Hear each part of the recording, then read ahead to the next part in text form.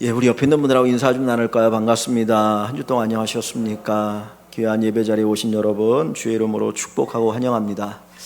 하나님께서 주시는 귀한 은혜가 풍성하기를 소망합니다. 우리가 영화나 드라마를 보면 배우들이 나오고 그 배우들 가운데 조연도 있고 주연도 있습니다. 배우들은 그 영화를 영화되게 만드는 사람이죠. 그런데 많은 배우들이 주연을 꿈꿉니다. 사실 조연 그 자체도 귀하고 소중하지만 이왕이면 그걸 이끌어가는 주연이 되었으면 좋겠다는 것이 그들의 꿈입니다. 주연이 되기 위해서는 무엇보다도 그걸 잘 이해할 수 있어야 될 것이고 연기력이 뛰어나야 합니다. 하나님의 나라에도 주연으로 쓰이는 사람이 있습니다. 우리가 예수를 믿으면 다 하나님 나라의 백성이고 하나님 나라의 일꾼이기는 하지만 하나님이 특별히 귀하게 쓰는 사람들이 있다라는 것입니다. 이왕이면 예수 믿고 하나님이 귀히 쓰는 사람이 되는 것이 좋지 않겠습니까? 주연이 된다라고 하는 것은 부자가 되거나 어떤 높은 자리에 있거나 그것을 의미하는 것은 아닙니다. 우리가 드라마, 영화를 보면 주연인데 왕도 있고 주연인데 거지도 있고 주연인데 가난한 공장에서 일하는 사람도 있고 다양하지 않습니까? 그러나 그 사람이 그걸 이끌어가는 주인공이라는 것이죠. 하나님께서 우리를 쓰실 때에도 마찬가지인 줄 압니다. 우리가 있는 곳에서 귀하게 쓰임 받으면 하나님 나라의 주인공입니다. 그래서 여기 있는 우리 모든 성도들이 하나님 나라의 주인공으로 쓰임받고 주연으로 쓰임받고 하나님께서 기뻐하시고 칭찬하시는 귀한 성도들이 되기를 간절히 소원합니다. 오늘 이 룻기서에는 하나님 나라의 주연으로 쓰임받은 사람이 나옵니다. 그의 이름은 룻입니다. 이 룻이라는 여인은 유대인이 아니고 이방인입니다. 그것도 모압 여인이었습니다. 지난주에 제가 말씀드렸던 것처럼 신명기 23장에 보면 이 모압 사람은 여호와의 총에 들어올 수 없는 사람이다. 그러니까 하나님의 특별한 은혜 가운데 거하지 못하는 사람이 이 모압 사람입니다. 그런데 이 모압 여인이었던 룻이 조연이 되는 것조차도 힘들고 어려운 이 룻이 하나님 나라의 구원 역사의 주연으로 쓰임받았다라고 하는 것은 대단한 축복이고 은혜입니다.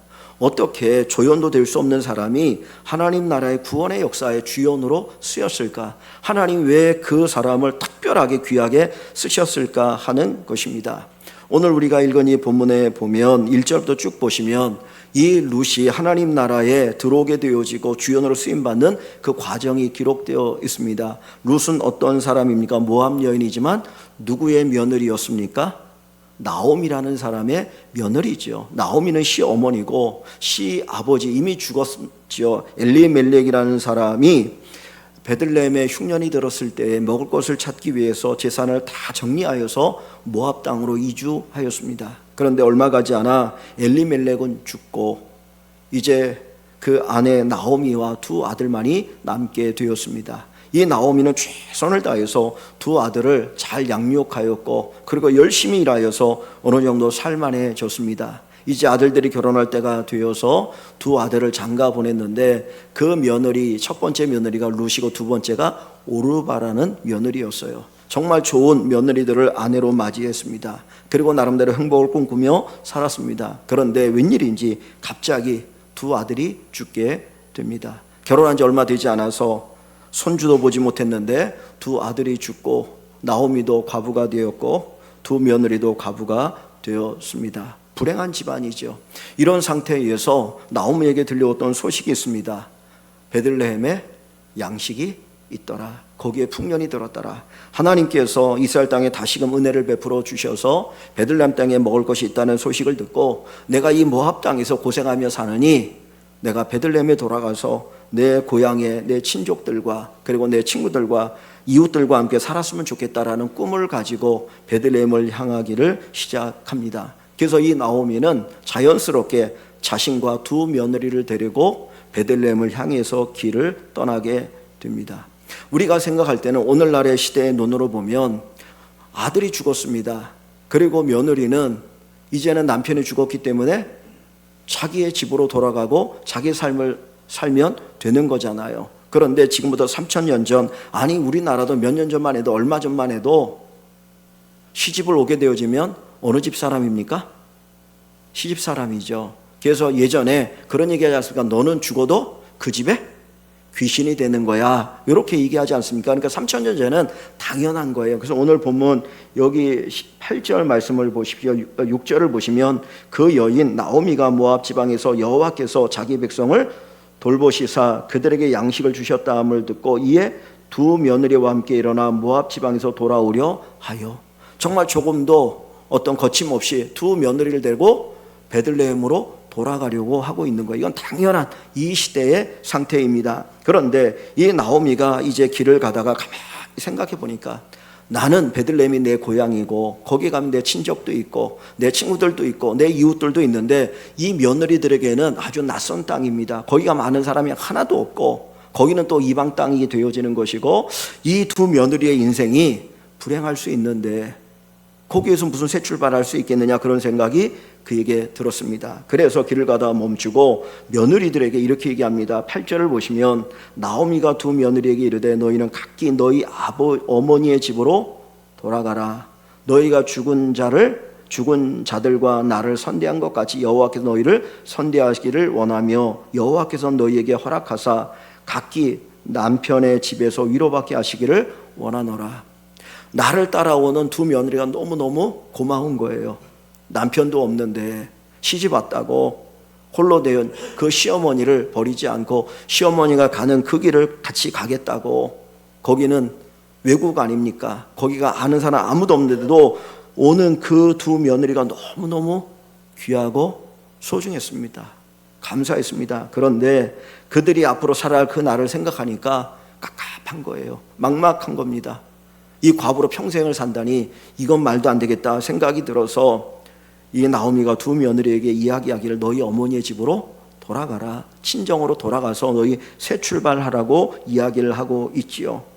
그 내용이 뭡니까? 너희가 죽은 자들과 죽은 내 아들들과 나를 선대한 것 같이 여호와께 너를 선대하기를 원한다. 그리고 여호와 하나님께서 허락하시면 남편의 집에서 너희가 재혼하여서 행복한 가정을 꾸리며 살았으면 좋겠다. 이것이 나오미의 간절한 마음이었습니다. 여기 보면 시어머니와 며느리 사이에 이 끈끈한 정, 이 사랑이 깊이 묻어납니다.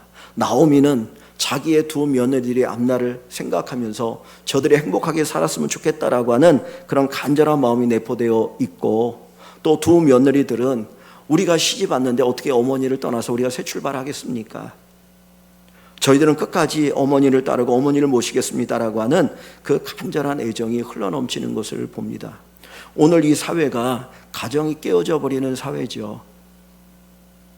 결혼할 때에 평생 이 검은 머리가 머리 팥뿌리가 되도록 사랑하며 섬기며 살아가겠습니다라고 서약하면서도 어떤 사람들은 신혼여행 끝나기 전에 헤어지는 사람도 있고 얼마 안 돼서 헤어지는 사람들도 있고 가정이 다 깨어져 버리고 시어머니와 며느리 사이에 큰 갈등으로 인해서 가정이 힘들어하는 그런 모습들도 볼 수 있습니다. 그런 면에서 이 나오미와 이 두 며느리 사이에 있는 이 끈끈한 정이 우리에게 다시 한번 회복되어지기를 소망합니다.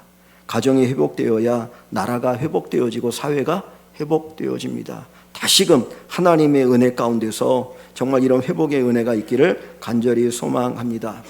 이 룻기는 룻이 주인공이죠. 이 룻이라고 하는 이름의 뜻이 있어요. 이 뜻이 뭐냐면 우정, 친구라는 뜻이 있습니다. 우정과 친구, 우정. 즉 시어머니와 이 룻과의 우정, 그리고 룻이 시어머니와 친구처럼 보내고 하나님에게 우정이 있고 친구처럼 보내는 그 아름다운 믿음의 모습을 보여주는 것이 이 룻기서의 모습입니다. 이 나오미는 이 두 며느리에게 이렇게 이야기를 합니다. 그럴 때에 이 나오미 이 며느리들이 그것을 그냥 받아들이는 것이 아니고 어떻게 이야기를 하고 있느냐 하면 여기 10절 말씀에 보면 나오미에게 이르되 아니니이다. 우리는 어머니와 함께 어머니의 백성에게로 돌아가겠나이다 라고 어머니의 호의를 거절합니다.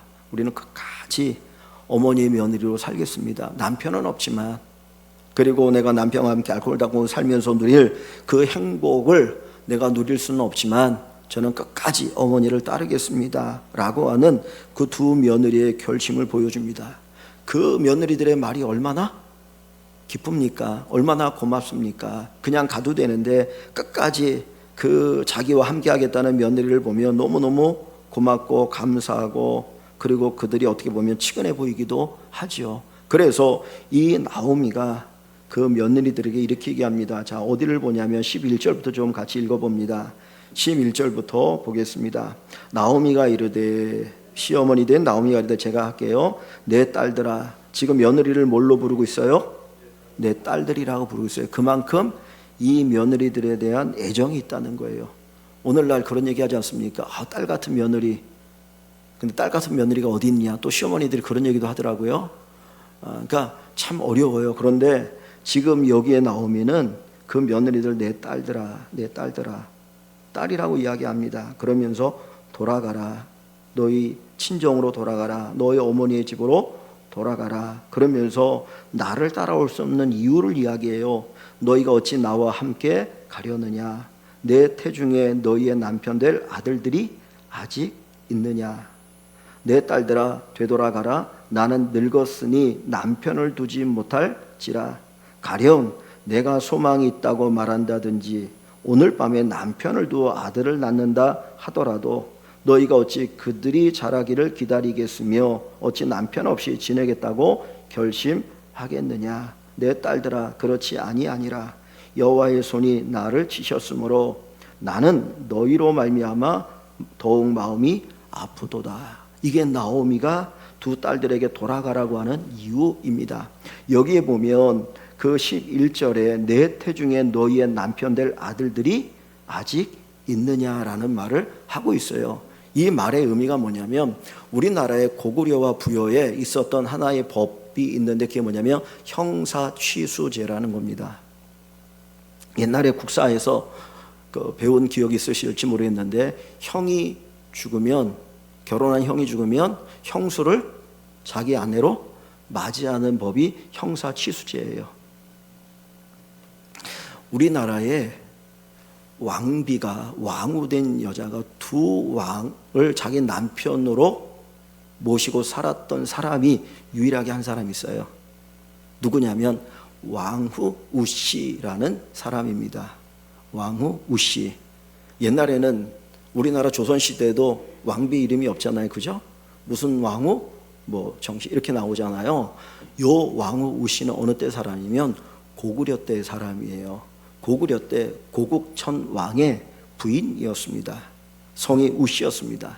그런데 이 남편이 자식 없이 갑자기 죽은 거예요. 자식이 있었으면 아들이 대를 이어서 왕이 되면 되는데 자식이 없다 보니까 우씨 집안에서 이게 난리가 난 거예요. 우리가 왕후 집안으로서 큰 세력을 누리고 살았는데 이제 그 세력을 잃어버리면 혹시 우리에게 화가 미치지 않을까 해가지고 그 우씨 집안에서 만든 것이 무엇이냐면 동생을 왕으로 삼아라. 그래가지고 동생 가운데 하나를 이 왕후 우씨와 결혼하게 합니다. 그래서 그 결혼해서 왕이 된 사람이 10대 신성 왕이에요. 그래서 우리나라 유일하게 두 왕의 아내로 큰 권세를 누린 여자가 왕후 우씨라는 사람이에요. 이게 가능했던 이유가 고구려에 형사취수제라는 게 있었기 때문입니다. 그런데 이스라엘 땅에서도 이와 비슷한 법이 있는데 그게 뭐냐면 계대결혼법이에요. 계대결혼법. 즉 형이 자식을 낳지 못하고 죽으면 동생이 그 형의 아내를 맞이해서 대를 이어주는 겁니다. 그래서 형의 이름으로 그 아들을 죽은 형의 아들로 입적하는 것처럼 해가지고 대가 계속 이어져 나오게 하거든요. 요거는 이제 신앙적으로 어떤 메시아의 길을 예비하는 것도 있고 하나님 주신 그 땅을 대대로 계속 이어받게 하는 목적이 있는 거예요. 오늘 본문의 이야기가 요 11절에서 13절의 이야기가 바로 그 이야기를 하고 있는 겁니다. 야, 내 태중에 아이가 있으면 이 아이가 자라서 너희들에게 남편으로 줄 텐데 내 태중에 아이가 있냐? 없다라는 거예요. 두 번째는 내가 늙었다. 내가 늙어서 아이를 낳을 능력을 거의 상실했다. 그리고 혹시 만에 하나 오늘 밤에 내가 임신하여서 아들을 낳는다 할지라도 그 아이들이 클 때까지 언제? 기다리겠느냐? 앞으로 10여 년의 세월이 흘러야 되는데 그때까지 어떻게 너희들이 과부로 지내겠느냐? 그러니 너희하고 나하고 시어머니와 며느리의 관계로 사는 것 자체가 불가능하니 너희는 떠나서 너희 고향으로 가서 너희 새 출발하라. 그 이야기가 오늘 본문의 이야기입니다. 그러니까 이 나오미는 나름대로 최선을 다해서 며느리의 앞길을 생각하는 것이었고, 이 며느리들은 또 나름대로 어떻게든지 나오미를 모시고 살고 싶은 마음이 여기에 있었던 것입니다. 그런데 더 안타까운 것은 13절에 보면 나오미가 이런 이야기를 합니다. 마지막 13절 중간 이하에 여호와의 손이 나를 치셨으므로 나는 너희로 말미암아 더욱 마음이 아프도다. 이 나오미가 평생 이 며느리를 보면서 무슨 생각을 가지고 살았냐면 빚진 자의 마음을 가지고 있었던 거예요. 왜냐하면 자기의 두 아들이 죽은 이유가 무엇 때문이라고 생각한 거예요? 자기 때문이라고 생각한 거예요. 남편이 모압 지방에 와서 살자, 모압 지방으로 이주하자고 할 때 그것 맞고 아니 안 된다고. 우리 믿음의 사람들이 왜 이스라엘 땅을 떠나서 저 모압 지방에 가느냐, 거기 아무리 곡식이 있어도 우리는 가면 안 된다. 그리고 끝까지 막았어야 되는데 자기 남편을 따라서 이 모압 지방에 왔다가 남편 죽고 두 아들 죽은 것이 결국은 나 때문이라고 생각하는 거예요. 그러니 며느리를 볼 때마다 얼마나 가슴이 아픕니까? 그래서 이 나오미는 두 며느리에게 너희 친정으로 돌아가서 너희 새 출발해라. 동네에서 거기에서 남편감을 만나 결혼해서 아름다운 가정을 이룰 것을 권면을 합니다. 그러니까 나를 따라오면 너희의 인생이 힘들고 그리고 정말 너무 고통스러우니 너희들이 새 출발할 수 있기를 원한다. 그것이 바로 나오미의 마음이죠. 그 이야기를 들은 두 며느리들 가운데 한 며느리인 오르바는 그 어머니와 입맞추고 작별을 합니다. 그리고 친정으로 돌아가요. 반면에 룻은 오늘 본문 14절 끝부분에 보면 그를 붙쫓았더라. 시어머니를 끝까지 쫓아갑니다. 여기 붙쫓았다라고 하는 것은 이렇게 본드로 딱 붙여서 떨어질 수 없는 것처럼 딱 달라붙은 걸 이야기해요. 그래서 우리가 가끔 그런 얘기하죠. 껌딱지 같이 탁 달라붙는다고. 그거 같은 거예요. 죽어도 어머니 따라갈, 헤어질 수 없으니까 어머니를 꽉 붙잡고 어머니와 함께 이제 베들레헴을 향해서 오겠다라고 하는 그 이야기를 하고 있는 겁니다. 그때 다시 이 나오미는 다시 한번 이 며느리 룻에게, 첫 번째 며느리죠, 룻에게 이렇게 이야기를 합니다. 여기 15절을 봅니다. 나오미가 또 이르되 보라, 내 동서는 그의 백성과 그의 신들에게로 돌아가나니 너도 너의 동서를 따라 돌아가라. 너도 가. 야, 네 동서도 갔는데 너도 가라. 굳이 이렇게 안 해도 돼. 내가 네 마음 다 아니까 이제 돌아가라고 이야기를 해요. 그럴 이 룻이 자기 시어머니에게 자기의 결심을 이야기합니다. 자, 16절과 17절을 한번 같이 읽어봅니다. 16절과 17절을 같이 보겠습니다. 룻이 이르되 내게 어머니를 떠나며 어머니를 따르지 말고 돌아가라. 강권하지 마옵소서. 어머니께서 가시는 곳에 나도 가고 어머니께서 머무시는 곳에서 나도 머물겠나이다. 어머니의 백성이 나의 백성이 되고 어머니의 하나님이 나의 하나님이 되시리니 어머니께서 죽으시는 곳에서 나도 죽어 거기에 묻힐 것이라. 만일 내가 죽는 일 외에 어머니를 떠나면 여호와께서 내게 벌을 내리시고 더 내리시기를 원하나이다 하는지라. 여기 롯의 결심이죠. 룻이 어떤 결심을 가지고 이 나오미를 따르려고 하는지를 우리에게 잘 보여줍니다. 그래서 결국 나오미가 이 룻이 자기와 함께 하겠다는 그 결심을 알고 이제 더 이상 말하지 아니하고 룻을 데리고 이제 고향 베들레헴으로 돌아오게 됩니다. 그런데 다시 16절을 보시면 여기에 보면 이 룻이 자기 어머니를 끝까지 따르겠다라고 하는 5가지, 그 내용을 5가지로 우리가 나눠볼 수 있는데 한번 다시 보겠습니다. 내게 어머니를 떠나지 말며 어머니를 따르지 말고 돌아가라. 강권하지 마옵소서. 이게 첫 번째죠. 돌아가라. 강권하지 마옵소서. 두 번째, 어머니께서 가시는 곳에 나도 가고 어머니께서 머무는 곳에 나도 머물겠나이다. 두 번째 이야기죠. 세 번째 뭐라고 말합니까? 어머니의 백성이 나의 백성이 되고 어머니의 하나님이 나의 하나님이 되시리니. 세 번째 이야기죠. 네 번째 17절에 어머니께서 죽으시는 곳에서 나도 죽어 거기에 묻힐 것이라.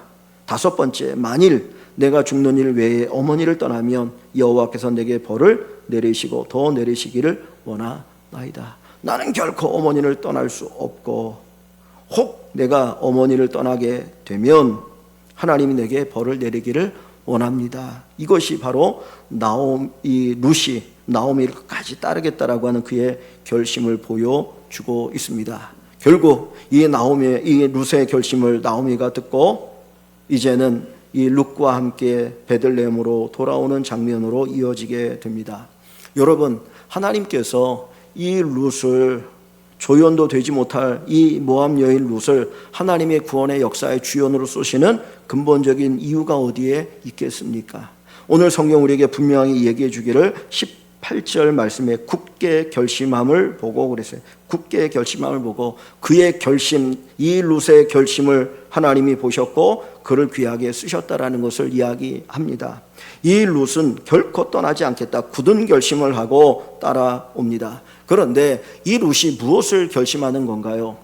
우리가 이 성경의 내용을 그냥 보면 이 룻이 나오미를 떠나지 않겠다, 자기 시어머니를 끝까지 따르겠다고 하는 극진한 효성을 볼 수 있거든요. 그러면 하나님이 귀 쓰시는 사람, 하나님 정말 보시는 것이 그 부모에 대한 효성입니까? 사실 10계명 가운데 5번째 계명이 내 부모를 공경하라는 거예요. 그 부모를 공경하는 것은 하나님 공경과 연결되어진 계명이기도 합니다. 그러니까 사람을 이렇게 말씀하는 그 계명이 들기도 하고 하나님을 사랑하는 계명이 들기도 하는 것이 5번째 계명이거든요. 그런데 여기에 룻이 이 결심하는 것은 단순히 시어머니 나오미를 따르겠다는 결심이 아니고 그 이상의 의미가 있다라는 겁니다. 우리가 그것을 알아야 되는데, 자, 어디를 보시냐면 15절을 다시 한번 봅니다. 15절을 보시면 앞부분에는 이 나오미가 자기 며느리들에게 돌아가라고 할 때 뭐라고 돌아가라고 이야기합니까? 하나님께서 야 너희 돌아서 새 출발하라고 얘기하죠. 그런데 여기 15절에 보십시오. 나오미가 또 이르되 보라 내 동서는 어디로 돌아갔다고 얘기합니까? 그의 백성과 그의 신들에게로 돌아가나니. 지금 이 오르바가 자기 친정으로 돌아가는 것은 단순히 친정집으로 돌아가는 것이 아니고 그들의 백성에게로 돌아가는 것이고 그들의 신들에게로 돌아간다는 거예요. 이 이야기는 뭐냐면 내가 이제 이 나오미를 만났고 나오미의 아들과 결혼해서 이 집안의 사람이 되었는데 단순히 이 집안의 사람이 된 것이 아니고 누구를 섬기는 사람이 되었다는 거예요? 하나님을 섬기는 사람이 되었다는 거예요. 이방인이 유대인의 공동체에 들어오는 방법은 2가지가 있어요. 남자는 할례를 받는 겁니다. 할례를 받음으로 나는 하나님을 섬기겠습니다라고 고백할 때 그가 유대인의 공동체에 들어와요. 할례를 받음으로. 여자는 결혼을 통해서 들어오는 거예요. 그런데 그 결혼이 무슨 결혼이냐면 내가 하나님을 섬기겠습니다라고 하는 그 하나님 섬기는 신앙을 가지고 결혼할 때 그 사람이 유대인 공동체 하나님을 섬기는 교회 안으로 들어오게 되는 거예요. 그러면 여기에서 이 룻이라고 하는 여자 또 오르바라고 하는 여자가 이 말론과 기련 이 나오미의 아들들과 결혼했다는 건 왜 단순히 결혼했다는 것이 아니고 그것을 넘어서 뭘 하는 거예요? 하나님을 섬기는 교회 안에 들어오는 것을 이야기합니다. 그런데 다시 이 오르바가 돌아가는 것은 하나님을 섬기는 것으로부터 뭘로 다시 돌아가는 거예요? 모압의 우상을 섬기는 걸로 돌아가는 거예요. 그래서 여기 다시 보세요. 15절에 뭐라고 말합니까? 그의 백성과 그의 신들에게로 돌아갔다라는 표현을 쓰고 있는 것입니다. 이 오르바는 분명히 시어머니를 사랑했어요. 너무너무 잘해줬어요. 그래서 그 모습을 보고 야 정말 우리 시어머니가 섬기는 하나님이 진짜 하나님이구나. 그래서 결혼을 결심하고 그리고 그 며느리가 되었던 것이죠. 그런데 자기가 누려야 될 행복, 내 나이가 이렇게 젊은데 어떻게 평생 과부로 살 수 있겠느냐, 그 생각을 하면서 어떻게 합니까? 결국은 시어머니가 크고 말리니까 그러면 나도 나의 행복을 찾아가야지. 그리고 떠나가는 거예요. 그런데 이 룻은 그것을 어떻게 합니까? 내려놓는 거죠. 그래서 여기 본문을 보십시오. 16절 뒷부분에 봅니다. 16절 뒷부분에 보면 어머니의 하나님이 나의 하나님이 되시리니 그랬어요. 어머니의 하나님이 나의 하나님이 되실 것이다. 17절을 보세요. 어머니께서 죽으시는 곳에서 나도 죽어 거기 묻힐 것이라. 만일 내가 죽는 일 외에 어머니를 떠나면 누구가? 여호와께서 내게 벌을 내리시고 더 내리시기를 원하나이다. 여기 보면 이 룻에 무엇이 보여집니까? 믿음이 보여지는 거예요. 이 룻은 단순히 시어머니 효성을 베풀기 위해서, 효도하기 위해서 시어머니를 선택한 것이 아니고 그가 누구를 선택한 겁니까? 하나님을 선택한 거예요. 시어머니를 통해서 믿게 되어진 그 하나님을 나는 포기할 수 없다라는 거예요. 나는 끝까지 하나님을 섬기는 믿음의 사람으로 남아 있겠습니다. 이것이 바로 이 룻이 선택한 결심입니다. 오늘 우리에게 있어서 하나님을 섬기고 하나님을 우리가 섬기고 그분을 위해서 헌신하고 봉사하기를 우리가 선택하고 그 길을 걸어가는 저와 여러분들이 되기를 주의 이름으로 간절히 축원합니다. 룻이 자기의 모든 것, 자기의 미래에 대한 행복을 내려놓고 하나님을 선택한 것처럼 우리들도 하나님을 선택하며 그 하나님 중심의 삶을 살아갈 수 있기를 원합니다. 이 룻이 어머니를 따라서 베들레헴에 오게 되어지면 뭐가 있나요? 아무것도 없잖아요. 이미 10년 전에 그 시아버지 엘리멜렉이 다 팔고 모압 땅에 왔지 않습니까? 이제 아무것도 없는 게 가면 뭐 먹고 살지도 막막한 거예요. 무슨 뭐 결혼은 둘째치고 그가 꿈을 가질 수 있는 것이 아무것도 없어요. 그런데도 불구하고 찾아오는 이유가 어디 있습니까? 우리가 이 장에 보면 이 룻이 자기 시어머니를 공경하기 위해서 요만한 바구니 하나 들고 추수하는 밭에 나가서 곡식 알 땅에 떨어진 그것을 줍습니다. 그것이 하나씩 하나 줍거든요. 그런데 뒤에 가보면 무슨 얘기가 나오냐면 남자들이 추수하고 막 그러잖아요. 근데 처음 보는 여자가 와가지고 이렇게 이방 여자가 곡식을 줍고 그러니까 이렇게 좀 조롱하는 내용이 나와요. 툭툭 건드리면서. 그런 조롱과 천대를 받으면서까지 자기 시어머니를 공경하려고 합니다. 그 이유가 뭐냐? 하나님을 나는 끝까지 선택하고 하나님을 섬기겠다라고 하는 것을 보여줍니다. 하나님이 어떤 사람 귀하게 쓰십니까? 힘들고 어려워도 위기의 상황이 닥쳐도 하나님을 선택할 수 있는 사람, 하나님을 위해서 내 삶을 드릴 수 있는 그 사람을 하나님이 귀히 쓰십니다. 그래서 예수님께서 이런 말씀하시죠. 나보다 부모나 처자를 더 사랑하는 자는 내게 합당하지 아니하다. 부모를 사랑하지 말라는 얘기 아닙니다. 자녀를 사랑하지 말라는 얘기가 아닙니다. 하나님이 내 삶의 우선순위가 되기를 원하시는 거예요. 하나님께서 아브라함을 믿음의 조상으로 세우십니다. 믿음의 조상으로 아브라함이 세워지기 위해서 그가 지불해야 될 대가가 무엇이었습니까? 자기 고향과 친척과 아비집을 떠나야 되었지요. 나중에 하나님께서 그에게 100세가 되었을 때 아들을 주셨는데 어느 날 하나님이 야, 네 아들을 내게 바치라. 아브라함이 그 아들을 바치는 희생, 섬김, 헌신을 합니다. 아브라함아, 네가 나를 사랑한 줄 알겠노라. 그 아이에게 손을 대지 말라 말씀하셔요. 바로 그 하나님을 향한 선택과 헌신이 하나님이 기뻐하시고 그 사람을 하나님이 귀히 쓰신다라는 것입니다. 여러분 찬송가 94장을 한번 보십시오. 여러분이 가지고 있는 찬송 94장을 보시면 우리가 너무나 잘 알고 있는 찬송가 가사가 나옵니다. 주 예수보다 귀한 분은 없네. 사실 이 찬송을 부를 때마다 정말 쉽게 부를 수 있는 찬송이 아니고 때로는 힘들기도 하고 고통스럽기도 합니다. 그런데 하나님께서 이 찬송을 부를 수 있는 자들, 이 찬송을 부르는 자들을 기뻐하십니다. 가사를 보십시오. 주 예수보다 귀한 것은 없네. 이 세상 부귀와 바꿀 수 없네.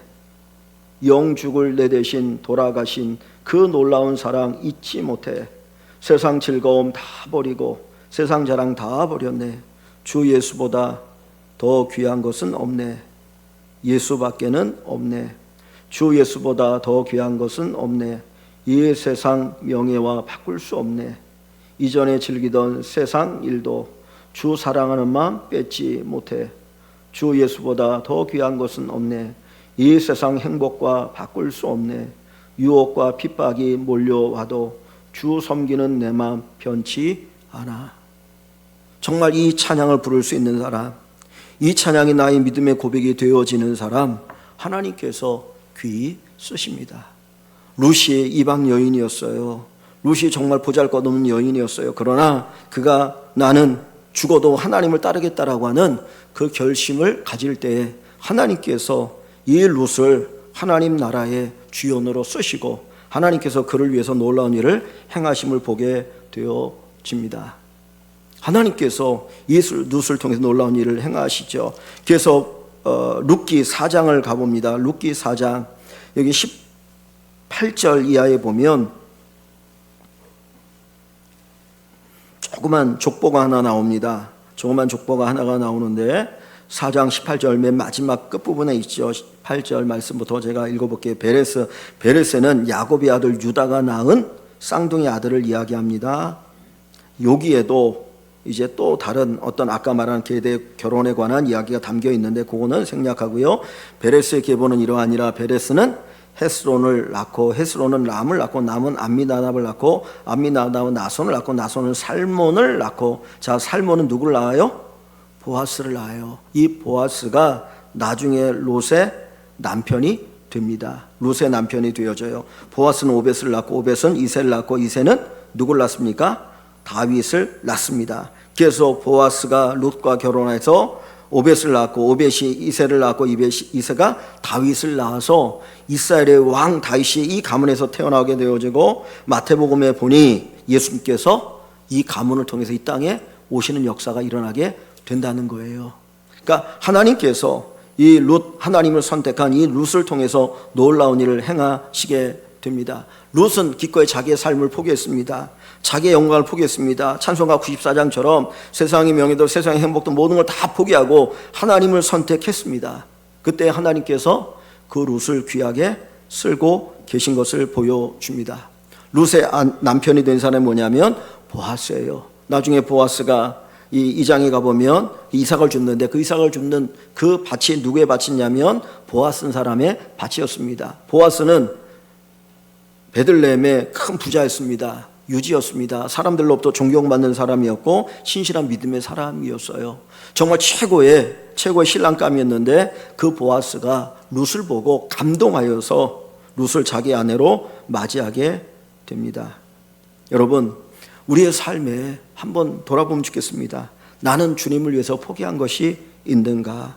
이 룻이 하나님을 선택하기 위해서 기꺼이 자기의 삶에 행복과 영광을 포기했던 것처럼 우리들은 하나님을 위해서 포기한 것이 무엇이 있는가 한번 생각해 보기를 소망합니다.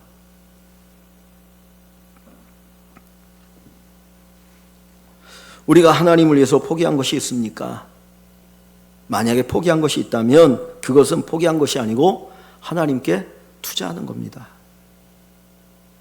포기가 아니고 투자입니다. 하나님께 투자하는 거예요.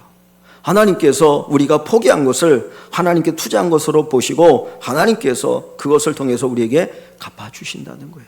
룻이 기꺼이 자기의 삶을 포기하고 하나님을 선택하고 시어머니 나오미와 베들레헴으로 돌아올 때에 하나님은 그를 위해서 보아스를 예비하셨고 보아스와 가정을 이루게 하셨고 하나님 나라의 큰 일꾼으로 그를 쓰고 계시는 것을 볼 수가 있습니다.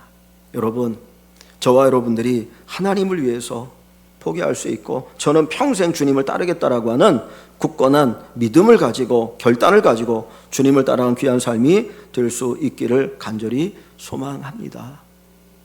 하나님을 따르십시오. 하나님이 책임져 주십니다. 하나님을 선택하십시오. 하나님을 책임져 주십니다. 우리가 예배를 선택하고 하나님을 섬기는 일을 선택하고 봉사를 선택하고 헌신을 선택할 때에 불편함이 있어요. 힘들고 어려움이 있어요. 그러나 거기에 하나님의 은혜가 흐르고 하나님의 역사가 나타나게 되어질 줄 믿습니다. 제가 요즘 언젠가도 한번 잠깐 그런 말씀을 드렸던 것 같은데 일주일에 2번 아침에 이제 수영을 하러 갑니다. 운동을 하도 안 해가지고 운동을 해야 되겠다 그래서 일주일에 화목 아침에 이제 수영을 하러 가는데 거기에 젊은 사람들이 많더라고요. 근데 아침에 저보다 조금 나이가 더 많으신 69세 되신 저보다 한 10살이 많으신 이렇게 건축 설계하시는 분이 오셔서 같이 이제 이렇게 이야기를 하고 그러는데, 그분이 저보다 이제 10살이 더 많으니까 아무리 잘해도 젊은 사람 못 쫓아가겠더라고요, 저도. 그러니까 이분이 이제 25m인데 갔다가 못 오는 거예요. 가면 헉헉거리고 힘들다 그래요. 그래서 저랑 같이 이제 얘기하면 힘들다고.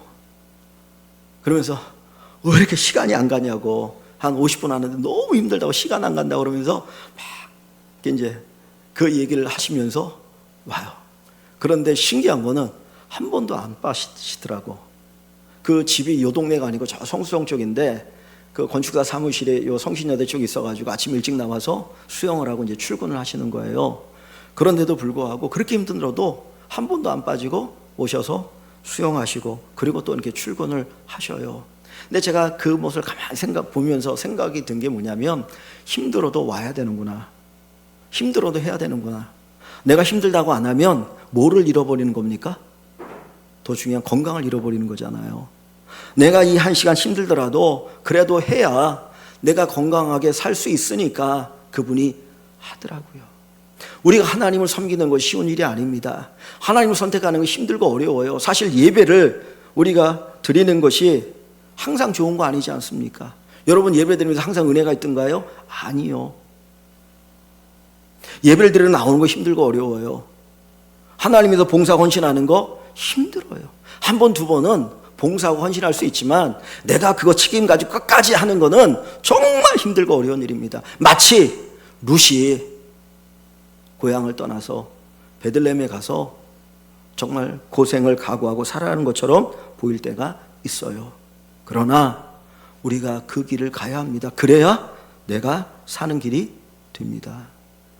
내가 주님을 위해서 헌신하고 주님을 위해서 예배를 드리고 봉사할 때에 내 영혼이 살고 내가 사는 것이지, 그렇지 않으면 우리는 살 수가 없어요. 힘들어도 주님을 따라가는 그 믿음의 역사가 우리에게 필요한 겁니다. 하나님이 왜 이 나오미를 귀히 여기시고 룻을 귀히 여기셨습니까? 바로 주님을 향한 선택이 있었기 때문입니다.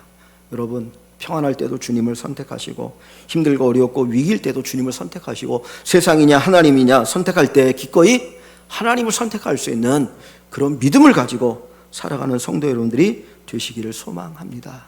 그래서 우리 교회가 주님 보시기에 아름다운 교회, 주님 보실 때 룩이 가득한, 룩과 같은 성도들이 충만한 그런 교회가 될 수 있기를 주님의 이름으로 간절히 축원합니다.